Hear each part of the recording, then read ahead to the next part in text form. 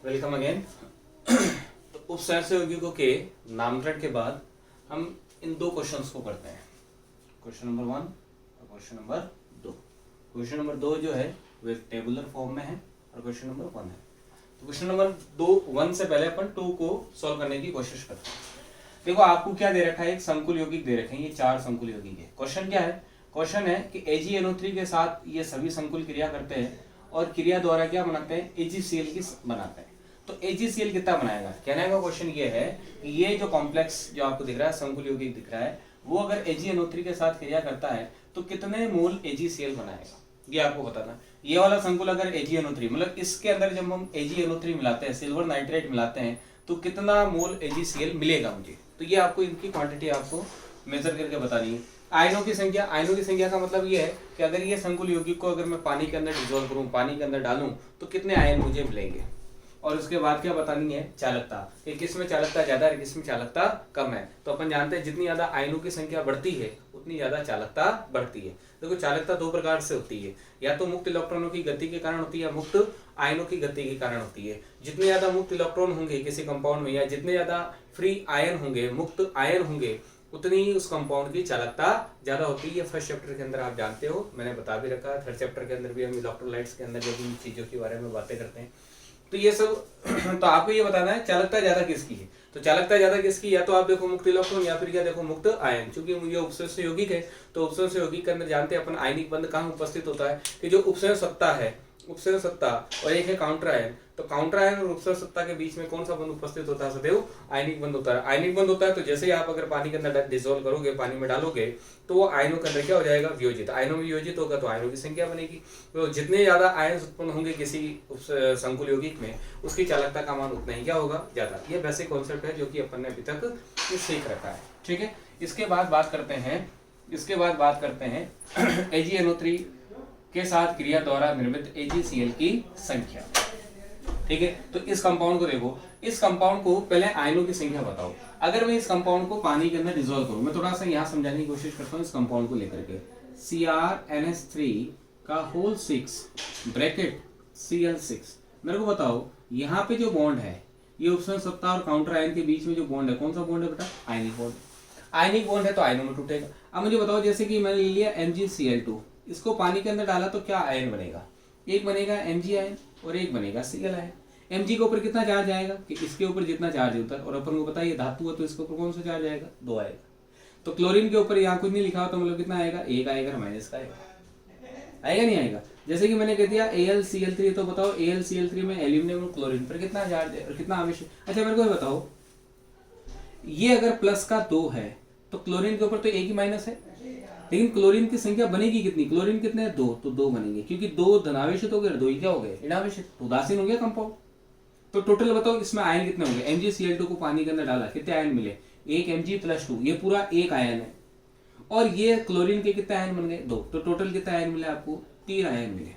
अब जैसे AlCl3 की बात करते हैं, AlCl3 को पानी के अंदर डिसॉल्व करेंगे तो एल्यूमिनियम मिलेगा और एक Cl मिलेगा। एल्यूमिनियम के ऊपर कितना आवेश आएगा, +3 आएगा, और Cl के ऊपर कितना आएगा, -1 आएगा। लेकिन क्लोरीन की संख्या कितनी मिलेगी, 3 मिलेगी, क्योंकि 3 माइनस के और 3 ही प्लस के हो गए नहीं हो गए। तो मतलब यहाँ पे जितना है उतना आवेश तो इसके ऊपर आएगा, लेकिन इसकी संख्या कितनी है, 3 है। तो संख्या 3 है और इसके ऊपर 1 के ऊपर आवेश कितना है, -1, जो यहाँ से आया, 1 इधर चला गया।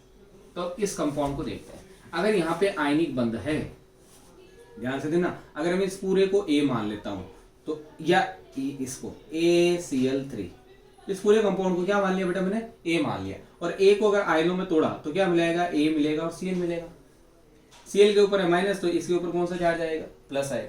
कितना प्लस आएगा, कि जितना इसके ऊपर माइनस है, टोटल माइनस कितना है, कि 1 Cl के ऊपर -1 है, तो 3 Cl है तो 3 माइनस के होंगे, 3 माइनस के तो प्लस के भी कितने होंगे, 3 ही होंगे। अरे होंगे नहीं होंगे, ये माइनस है तो ये किसका बन गया, प्लस का। अब देखो ये उपसंहसक सत्ता आ रही है, क्या है ये उपसंहसक सत्ता आ रही है, क्या काउंटर है। उपसंहसक सत्ता अगर पहले है तो इसके ऊपर सदैव धनावेश होगा, ये तो कंफर्म हो गया, इसके ऊपर प्लस चार्ज आना है। ये आयनिक बंध टूटने वाला है, तो देखो कौन कौन सा आयन बनेंगे, तो CH3NH3 का 6 और ये उपसंहसक सत्ता बन गई। इसके ऊपर कौन सा चार्ज आने वाला है, प्लस आने वाला है। कितना आने वाला है वो 2 मिनट में देखते हैं। प्लस क्यों, क्योंकि पहले लिखा गया है। उपसरण सत्ता अगर पहले लिखी गई है तो चार्ज कौन सा आएगा, प्लस। तो पीछे अगर टूटेगा तो फिर क्या आएगा, इधर से Cl आएगा, और Cl के ऊपर कौन सा आएगा, माइनस।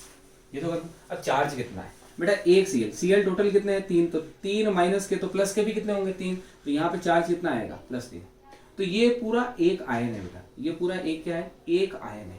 तो एक आयन ये हो गया, और क्लोरीन के कितने आयन दिख रहे हैं, 3 आयन, तो टोटल आयनों की संख्या कितनी हो गई, 4। तो इसको मैंने पानी के अंदर जब डिजोल्व करूंगा तो कितने आयन उत्पन्न होंगे, 4। तो वैसे ही सिमिलर इसको बताओ, इसको आयनों में डिजोल्व करेंगे तो कितने आयन बनेंगे, एक तो ये पूरी उपसरण सत्ता बनेगी, और क्लोरीन कितनी बनेगी, 2, 2 और 1 3। तो बताओ इस पर आयनों की संख्या इसमें कितनी आएगी, 3 आएगी, इसमें कितनी आएगी, 4 आएगी। अब यहाँ पे बताओ आयनों की संख्या, एक तो ये पूरा आयन उपसरण सत्ता, और ये 1 टूटेगा तो ये तो बनेगा प्लस, और क्लोरीन क्या बनेगा, माइनस। तो एक माइनस हो गया, एक क्या हो गया, प्लस। तो आयनों की संख्या कितनी हो गई, 2। तो यहाँ पे आयनों की संख्या कितनी हो गई बेटा, 2। अब बताओ यहाँ पे आयनों की संख्या कितनी होगी, 1 नहीं होगी बेटा, आयनों की संख्या 0, इसमें आयनों की संख्या 0। अब बताओ ये उपसरण सत्ता है बेटा, कोई काउंटर आयन है क्या, कोई काउंटर आयन नहीं है, तो कोई आयनिक बंध है क्या, कोई आयनिक बंध अगर नहीं है तो इसको पानी के अंदर डिसोल्व करेंगे तो क्या ये आयनों में टूटेगा, आयनों में नहीं टूटेगा तो ये ऐसा का ऐसा ही रहेगा, ऐसा का ऐसा ही रहेगा। तो कोई चार्ज है क्या इसके ऊपर, नहीं है, कोई आयन नहीं है, तो आयनों की संख्या कितनी रहेगी इसमें बेटा, 0 रहेगी। समझ में आ रहा है।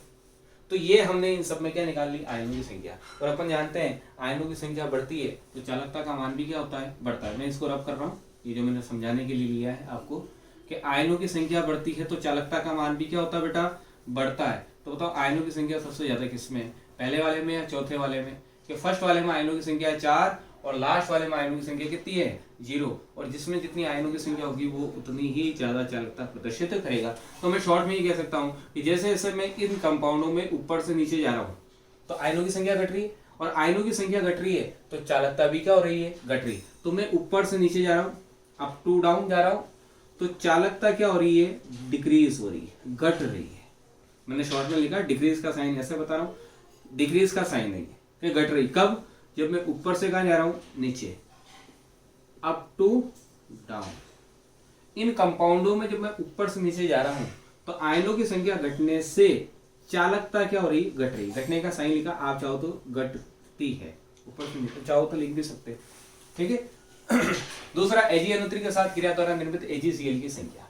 अब बताओ, अब इसी चीज को समझना है। यहाँ पे अभी मैंने बताया था AgCl बन रहा है, कब बन रहा है, सुनना, इसी कंपाउंड को लेते हैं वापस, Cr NH3 का 6 ब्रैकेट और Cl3, और इसके अंदर आपने मिला दिया AgNO3। इसने कहा आपने AgNO3 मिला दिया, कितना ही मिला दिया, 1 मोल 10 मोल, अधिक में मिला दिया, एक्सेस में मिला दिया। उसने कहा इसमें AgCl बनेंगे और कितने बनेंगे ये बताओ, कितने मोल बनेंगे, मोल मतलब संख्या, ये 1 मोल है, ये लिखा हुआ है, इसका मतलब कितना होता है बेटा, 1 मोल। किसी रिएक्शन के अंदर जितना भी ये लिखा होता है उसको कितना मानते हैं अपन, 1 मोल मानते हैं, ना कि 1 कण मानते हैं। ये एक परमाणु, ये एक अणु नहीं है, 1 मोल अणु को रिप्रेजेंट करता है। तो ये संख्या अगर 1 है तो 1 मोल है, ये 1 मोल AgNO3, 1 मोल इस कंपाउंड के साथ, 1 मोल नहीं, ये तो कितने भी हो सकते हैं, तो आपको खुद को ही बैलेंस करना है। उसके बाद AgCl बनता है तो कितना मोल बनेगा ये बताना है आपको। तो AgCl बना, इसका मतलब ये Ag जो है वो रिएक्ट करेगा किसके साथ, Cl के साथ रिएक्ट करेगा। ये आयनिक कंपाउंड है, आयनों में टूटेगा, Ag+ बनाएगा तो NO3 के ऊपर कौन सा चार्ज होगा बेटा, माइनस ही होगा। और हमें ये भी पता है कि यहाँ पर उपसरण सत्ता और काउंटर आयन के बीच में भी कौन सा बंध होता है, आयनिक बंध होता है। तो अगर ये, अच्छा उपसरण सत्ता पहले लिखी हुई तो ये धनावेशित, तो ये कैसी हो गई बेटा, ऋणावेशित। तो क्लोरीन के ऊपर कौन सा चार्ज है, माइनस। तो Ag किसके साथ क्रिया करेगा, क्लोरीन के साथ। तो एक Ag एक क्लोरीन के साथ क्रिया करके क्या बनाता है, एक AgCl बनाता है। तो यहाँ से क्लोरीन कितनी मुक्त होगी, अभी मैंने थोड़ी देर पहले समझाया था कि इस कंपाउंड को जब पानी के अंदर डालेंगे तो कितने Cl- मुक्त होंगे, 3 Cl- मुक्त होंगे। तो 3 Ag+ के साथ, मतलब यहाँ पे मेरे को बैलेंस करने के लिए कितने लेने पड़ेंगे, 3। तो बताओ AgCl अधिकतम कितने बन सकते हैं इस कंपाउंड से, 3 AgCl बन सकते हैं। तो यही बताना है कि मैंने इस कंपाउंड के अंदर AgNO3 मिलाया तो मिलाने पर क्या मिला मुझे, AgCl का अवक्षेप मिला। AgCl अवक्षेप के रूप में होता है बेटा, मतलब ये पानी के अंदर अनडिसॉल्व। अब इसको अगर पानी के अंदर डालोगे ना बेटा, ये घुलेगा नहीं। ये भी ध्यान रखो कि AgCl जो होता है उसका अवक्षेप होता है श्वेत अवक्षेप।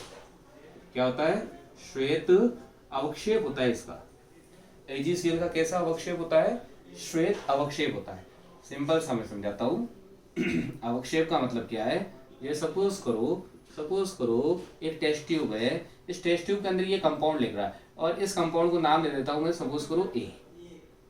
इस कंपाउंड को नाम क्या दिया मैंने, ए। इतना बड़ा है, लिखा नहीं मैंने, शॉर्ट में क्या लिख दिया, ए।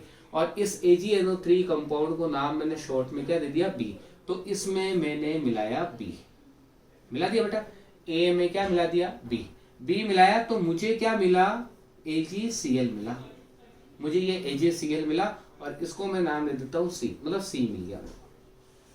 समझ में आ गई? अब देखना, ये जो कंपाउंड है ए, ये पानी के अंदर डिसॉल्व है, मतलब आयनों में टूटा हुआ है। और AgNO3 जैसे डालेंगे तो ये भी आयनों में क्या हो जाएगा, वियोजित, मतलब घुल जाएगा, उसके अंदर कोई अवक्षेप नहीं मिलेगा। लेकिन जैसे ही इसके अंदर AgNO3, आपने AgNO3 मिलाया, तो मिलाने पर क्या मिलेगा आपको, AgCl। तो AgCl मिलेगा तो रिएक्शन कैसी हो जाएगी, देखना AgCl मिलेगा कैसे। आपने इस कंपाउंड में ए था, ए के अंदर बी मिलाया, अब इस वापस स्थिति को देखो तो बनेगा क्या, AgCl बनेगा, सी बनेगा। तो सी बनेगा तो ये AgCl जो होता है वो जल के अंदर अविलय होता है। अविलय होने के कारण थोड़ा सा और भारी होने के कारण थोड़ा सा कहाँ बैठ जाएगा, पेंदे के अंदर ऊपर लिक्विड रह जाएगा। ये मैं समझाता हूँ। और इसी चीज को कहा जाता है अवक्षेप। ये सी बन गया, मतलब सी बराबर क्या है, ये AgCl। तो AgCl कहाँ बैठा हुआ है, इस पात्र के पेंदे में। तो जब कोई चीज पात्र के पेंदे में बैठी हुई है और ऊपर विलयन दे रहा है, तो इस चीज को अपन क्या नाम दे देते हैं, अवक्षेप, प्रेसिपिटेट नाम देते हैं। जैसे कि ये नहीं होता क्या, अपना जो होद होकर जो होता है, टैंक होता है पानी का घर के अंदर, तो उसकी रोज सफाई तो नहीं करते अपन, 5-6 महीने में जैसे भी टाइम मिलता है तब करते हैं। तो फिर उसको साफ कैसे करते हैं अपन, कि हम उसके अंदर क्या मिला देते हैं, फिटकरी मिला देते हैं। फिटकरी मतलब पोटाश एनम। उसका सूत्र क्या होता है, फॉर्मूला क्या होता है, मैंने इसी कंपाउंड चैप्टर के अंदर आपको स्टार्टिंग के अंदर बताया भी। क्या होता है बेटा, K2SO4 L2SO4 का whole twice dot 24S2 potash alum. तो आपने देखा होगा नॉर्मली अपन घरों के अंदर जो टैंक होता है, होद जो होता है, उसके अंदर जो पीने का पानी जो भरा होता है या नहाने का भी है और काफी समय हो गया है, तो उसको साफ करने के लिए नॉर्मली अपन क्या काम में लेते हैं, फिटकरी डाल देते हैं। तो फिटकरी डालने से क्या होता है, तो उसके अंदर जितनी भी घुली हुई जो अशुद्धियां होती है, धूल मिट्टी के बारीक जो कण होते हैं, वो कोलाइडल अवस्था के अंदर होते हैं, कोलाइडल स्टेट के अंदर होता है। ये कोलाइडल स्टेट क्या होती है, कोलाइडल अवस्था क्या होती है, तो ये अपना 5th चैप्टर है जिसका नाम है सरफेस केमिस्ट्री पृष्ठ, तो उसके अंदर भी डिस्कस करेंगे इन सभी चीजों के बारे में। तो आप क्या करते हो, उसके अंदर जैसे फिटकरी मिलाते हो तो जो भी अशुद्धियां वगैरह जो होती है वो इकट्ठा होकर के कहाँ बैठ जाती है, पेंदे के अंदर बैठ जाती है। तो आपने देखा होगा पेंदे के अंदर लसलसा सा गाढ़ा सा जो पदार्थ है, तो उसको मैं रिलेट कर सकता हूँ एज ए किसके रूप में, अवक्षेप के रूप में, प्रेसिपिटेट के रूप में। कि पानी था, गंदा पानी था, जैसे ही मैंने फिटकरी मिलाया तो रिएक्शन हुई होगी, कुछ ना कुछ हुआ होगा और वो गंदगी कहाँ बैठ गई, नीचे। तो ए पानी हो गया, बी बराबर क्या हो गया, अपनी फिटकरी हो गई। इन्होंने रिएक्ट किया, दोनों ने रिएक्ट करके कुछ कंपाउंड बनाया होगा, वो कहाँ बैठ गया, नीचे बैठ गया, वो बना सी। और सी को मैंने क्या नाम दिया, अवक्षेप। और ऊपर पानी लिक्विड साफ दे रहा है, समझ में आया। तो इसी चीज को क्या कहा जाता है, अवक्षेप। तो अवक्षेप का मीनिंग समझ में आ गया। तो वो जो नीचे बैठ रहा है AgCl, तो AgCl का कलर कैसा होता है, श्वेत, मतलब ये पानी के अंदर घुलता नहीं है। पानी में घुलता तो नीचे बैठता ही नहीं, डिसॉल्व ही रहता। ठीक है, तो अब मेरे को ये बताओ, तो मैंने हर चीज को एक्सप्लेन करने की कोशिश कर दी कि ये अवक्षेप का मीनिंग क्या है। कि AgCl जो होता है वो नॉर्मली पानी के अंदर नहीं घुलता, उसकी विलेयता गुणनफल का मान बहुत कम। अब ये विलेयता गुणनफल क्या होता है, तो ये आपने 11th के अंदर 17 चैप्टर के अंदर पढ़ा होगा, उसके बारे में और कभी टाइम मिलेगा तो डिस्कस करेंगे। तो इसकी विलेयता बहुत कम होने के कारण AgCl की ये किस रूप में रहता है, अवक्षेप के रूप में रहता है। और इसका कलर कैसा होता है, श्वेत रंग का होता है। एक दो डाटा अभी आगे भी मेरे को काम में जरूरत बनेगी, तो ध्यान रहे AgCl जो होता है ये आप कहीं ना कहीं कॉपी के सिर के ऊपर जगह खाली होती है ना, पट्टी, तो उसी चीज के लिए ही है कि कोई स्पेशल कोई ऐसी बात है, अभी नहीं, आपको कोई ऐसी बात लिखी जो इसको नोट नहीं किया तो ऊपर कहीं वो खाली पट्टी के ऊपर कहीं ना कहीं कोई चीज समझने की भी है तो उसको लिख ली। तो AgCl का अवक्षेप कैसा होता है, याद रखें, श्वेत अवक्षेप। ये भी अवक्षेप ही होता है और श्वेत होता है। AgBr का रंग होता है हल्का पीला, हल्का पीला। जब कभी बनेगा तो अवक्षेप के रूप में बनेगा पानी के अंदर, तो हल्का पीला रंग का होता है। AgCl कैसा होता है, श्वेत रंग का होता है। और AgI सिल्वर आयोडाइड, यह है सिल्वर क्लोराइड, यह है सिल्वर ब्रोमाइड, यह है सिल्वर आयोडाइड, इसका होता है गहरा पीला, गहरा पीला या पीला, नॉर्मल पीला जो होता है। तो ये होता है डार्क येलो, ये होता है पेल येलो, पेल येलो मतलब हल्का पीला, और ये होता है व्हाइट कलर का, श्वेत रंग का। AgCl, AgBr और AgI के कलर आइडेंटिफिकेशन आपको आने चाहिए, कहीं ना कहीं केमिस्ट्री के अंदर आपके 12th में भी यूज में आते रहेंगे, तो ये आपको इन्फॉर्मेशन पता होनी चाहिए। तो आपको समझ में आ गया होगा कि जो जितने Cl कहाँ से नहीं, AgNO3 रिएक्ट कर रहा है इस कंपाउंड के साथ, क्या बना रहा है, AgCl। अब कौन से Cl, अंदर वाले Cl काम में आएंगे या बाहर वाले, क्योंकि अंदर वाले आयनों में कभी टूटने वाले नहीं है, बाहर वाले ये टूटने वाले। तो ये वाले जब आयनों के अंदर टूटेंगे तो टूटने के बाद किसके साथ रिएक्ट कर लेंगे, AgNO3 के साथ, और AgNO3 में Ag के साथ रिएक्ट करके क्या बना देंगे, AgCl। तो देखो काउंटर आयन के अंदर Cl कितने हैं, 3, यही आयनों में वियोजित होने वाले, अंदर वाला नहीं होने वाला। तो ये 3 आयनों में वियोजित होने वाला, तो AgCl कितना बनाएगा, 3 ही बनाएगा। तो यही तो बताना AgCl की संख्या। इसको बताओ कि ये जब आयनों में वियोजित होगा तो कितने क्लोराइड आयन बनाएगा, इसको पानी में डाला, कितने क्लोराइड आयन बनेंगे, 3 बनेंगे, 2 बनेंगे, 1 बनेंगे। तो भाई काउंटर आयन के अंदर जो होता है वही आयनों में वियोजित हो सकता है। अंदर वाले के बीच में तो कौन सा बंद है, उपसर्जन बंद, ये आयनों में नहीं टूटने वाला। लेकिन यहाँ पे है आयनिक बंद, तो ये Cl आयनों में टूट सकते हैं। तो कितने Cl बनेंगे, 2 Cl बनेंगे, तो 2 Ag के साथ क्रिया करेगा और क्या बनाएगा, 2 AgCl। अब बताओ यहाँ पे कितने क्लोराइड आयन मुक्त हो सकते हैं, ये तो मुक्त हो नहीं सकते हैं, पानी के अंदर डालेंगे तो ये क्लोराइड आयन मुक्त हो सकता है। तो ये एक Ag के साथ क्रिया रिएक्ट करेगा, क्रिया कर सकता है, और कितना AgCl बनाएगा, 1 मोल AgCl बनाएगा। अब इस कंपाउंड के बारे में क्या कहोगे, इस कंपाउंड को जब पानी के अंदर घोलोगे तो कितने क्लोराइड आयन मुक्त होंगे, एक भी नहीं, 0। क्यों नहीं होंगे बेटा, क्योंकि काउंटर आयन में कोई है क्या, नहीं है। ये क्लोराइड आयन है लेकिन कहाँ है, उपसंयोजक सत्ता में। उपसंयोजक सत्ता के अंदर तो कौन सा बंध बनाया हुआ है, उपसंयोजक बंध, और उपसंयोजक बंध बनाया तो ये पानी डालने पर आयनों में टूटने वाला नहीं है। तो यहाँ से कोई क्लोराइड आयन निकलेगा क्या, नहीं निकलेगा। अगर क्लोराइड आयन ही नहीं निकलेगा तो कोई AgCl बनेगा कि यहाँ पे, नहीं बनेगा। आई होप आपको समझ में आ गया होगा, ठीक है। तो AgCl की संख्या कहाँ पे कितनी बनेगी, तो ये मैंने आपको समझा दिया। तो फटाफट ये डाटा लिख लेते हैं, मैंने समझाने का काम आपको कर दिया। तो ये अपना पहला क्वेश्चन है। तो पहला क्वेश्चन क्या था बेटा, पहला क्वेश्चन ये है कि बताओ इसको, इसके अंदर जब AgNO3 डालेंगे तो कितने AgCl बनेंगे, कि 3 मोल बनेंगे। इसको डालेंगे कितने मोल बनेंगे, 2 मोल बनेंगे। इसको डालेंगे कितना मोल बनेगा, 1 मोल। इसको डालेंगे तो कितना बनेगा, 0, कुछ नहीं बनेगा, ठीक है। तो ये अपना क्वेश्चन नंबर 2 कंप्लीट कर दिया मैंने आपको अच्छे से। इसके बाद क्वेश्चन नंबर 1 पे आइए। ये कह रहे हैं कोई संकुल यौगिक है इन 4 में से, ऑप्शन दे रहे हैं, ये ऑब्जेक्टिव टाइप क्वेश्चन है आपका। एक संकुल यौगिक है इन 4 में से कोई एक है जो कि किससे बना हुआ, नाइट्रेट और क्लोराइड से, क्लोराइड लिगेंड से, मतलब उसके अंदर क्लोराइड और नाइट्रेट लिगेंड होना चाहिए। किसके अंदर, संकुल यौगिक में। संकुल यौगिक कह रहा है तो मतलब पूरा उससे सत्ता प्लस काउंटर आयन दोनों मिला करके, कहीं पे भी कुछ भी हो, लेकिन वहां पर नाइट्रेट और क्लोराइड आयन दिखना चाहिए आपको, पूरे उपसंयोजक में बना हुआ है।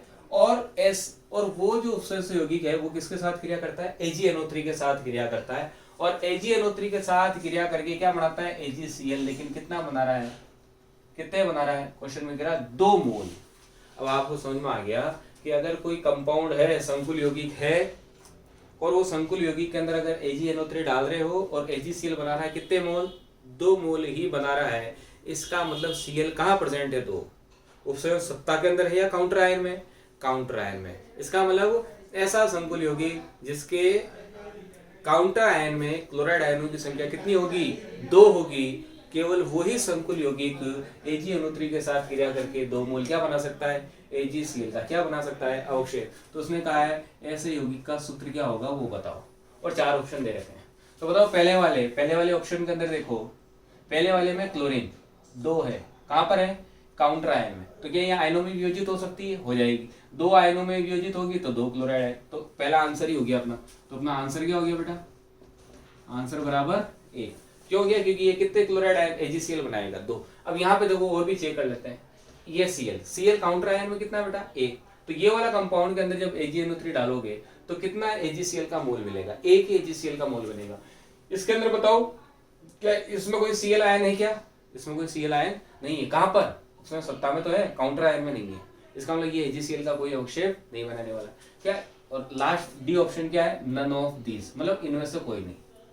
क्या इनमें से ऐसा कोई भी कंपाउंड नहीं है जो 2 मोल AgCl बनाए, है। कौन सा आंसर है, पहला आंसर, ठीक है। तो इस वाले कंपाउंड के अंदर जब आप AgNO3 मिलाओगे तो कितना मोल, 2 मोल AgCl प्राप्त होने वाला है। तो आंसर हो गया आपका 1, ठीक है। तो उपसंयोजक यौगिकों के नामकरण के बाद इन 2 क्वेश्चन को समझने की कोशिश करी। अब नेक्स्ट हेडिंग जो रहेगी थोड़ी सी लेंदी रहेगी, समझने वाली भी रहेगी, लेकिन थोड़ी सरल है, जिसका नाम है उपसंयोजक यौगिकों में समावयवता। तो समावयवता के बारे में हम नेक्स्ट टॉपिक के अंदर डिस्कस करने वाले हैं। तो आप इसको नोट कर लीजिए, 2 क्वेश्चन को मैंने समझा दिया है। कोई भी डाउट हो तो कमेंट्स कर सकते हैं। Thank you.